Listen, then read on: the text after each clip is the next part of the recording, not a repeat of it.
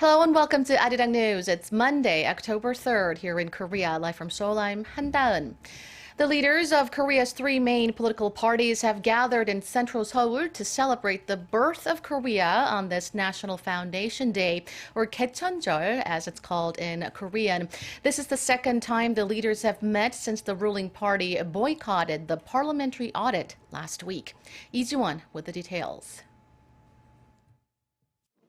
The ruling Saenuri Party's floor leader Chung Jin-seok, the Minju Party of Korea's chairwoman Choo Mi-ae, and the interim leader of the minor opposition People's Party Park Ji-won marked National Foundation Day in Gwanghwamun.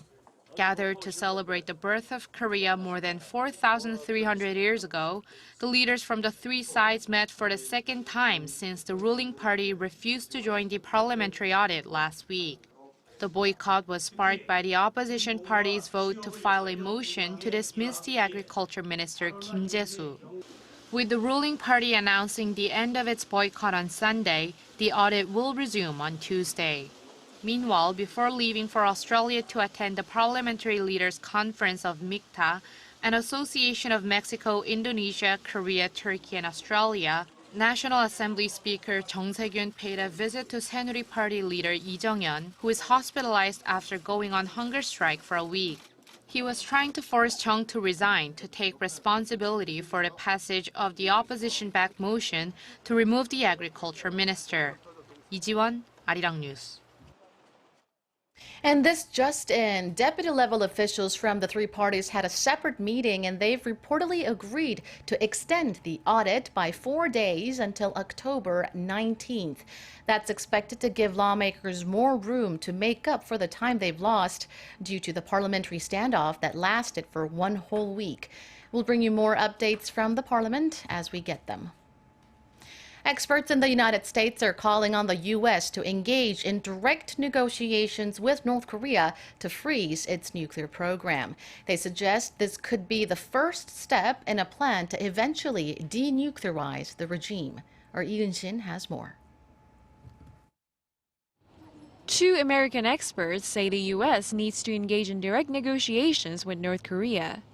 The president of the Woodrow Wilson International Center for Scholars, Jane Harmon, and the center's coordinator of the Hyundai Motor Korea Foundation Center for Korean History and Public Policy, James Person, made the suggestion in an op-ed that ran Friday in the Washington Post.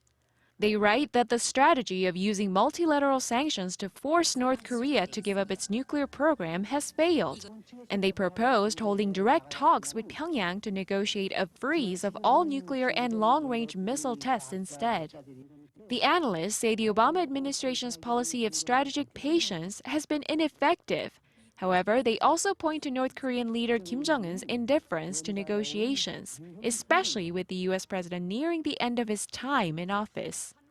Another opinion piece in the New York Times published just after the regime's fifth nuclear test last month echoed the sentiment and pointed to the limited impact of international sanctions on the regime due to its relationship with China.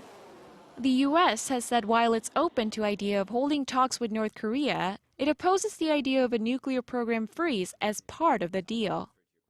Lee Eun-shin, ARIRANG News. Samsung Electronics has reportedly been posting strong sales of its Galaxy Note 7 after the company's latest device relaunched in Korea on Saturday. Industry experts estimate Samsung sold around 31,000 Note 7s over the weekend, including those who made early reservations and new customers. Experts say the relaunch can be considered a success as smartphone sales in excess of 10,000 units a day are considered the gold standard in the Korean market. Last month, Samsung ordered a recall of the previous Note 7 due to reports of the batteries overheating or catching fire.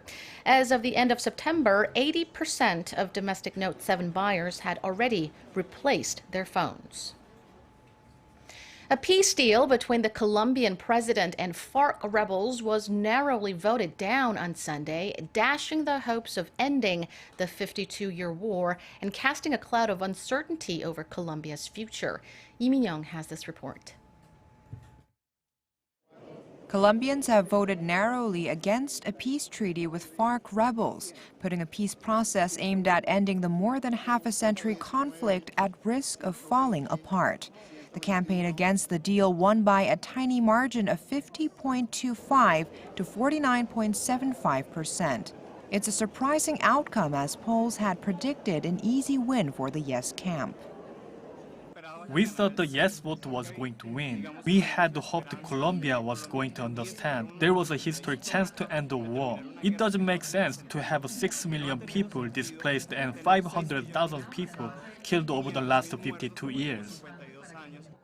The deal to end Colombia's half-century war was painstakingly negotiated in Cuba for over the past 4 years.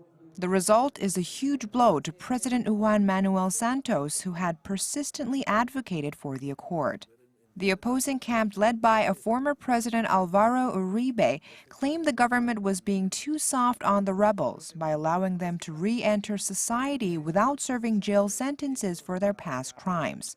The accord would also have allowed the rebels to participate in political activities, including forming a political party and receiving free seats in Congress.